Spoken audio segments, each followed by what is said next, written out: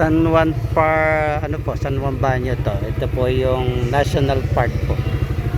Muli na naman pong nagsimula na nagbukas. Almost 2 weeks na daw po. Ayan. So marami na naman po yung mga nagpupunta rito ng mga.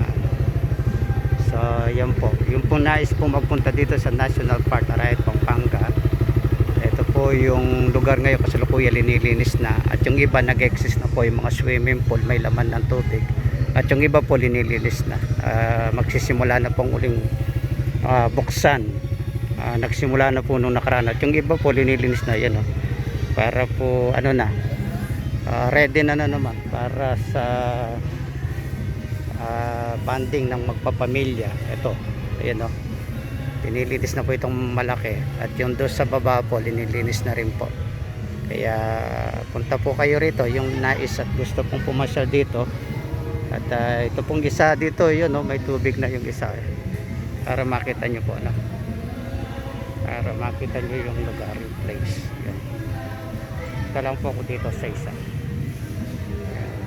Pababa doon sa isang swimming pool, doon sa may falls po, na tumutulong galing mountain, yung fresh na water po. Ito naman po yung papunta doon sa maraming kubo at pakyat sa taas ng bundok. Ito naman po yung swimming pool para sa matatanda at bata. Pwede po. May mababa po ito sa may bandang unahan. Medyo malalim ng konti dito sa bandang ulihan. Kaya bata matanda pwede po rito. So may tubig na ulit ang mga swimming pool dito. Ayan. So puring po Diyos sa kanyang kaputihan. Sa kanyang how great is our God forever po.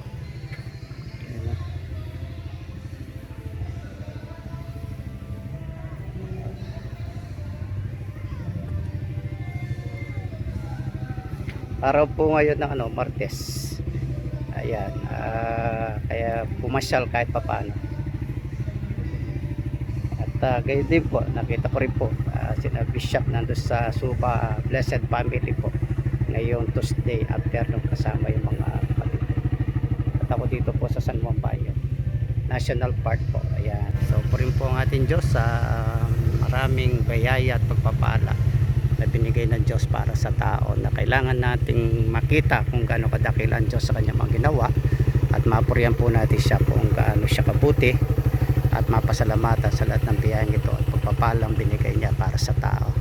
Kaya wala pong ibang maluwalhati, maparangal at mataas kundi ang pangalan Jesus lang magpakilanman.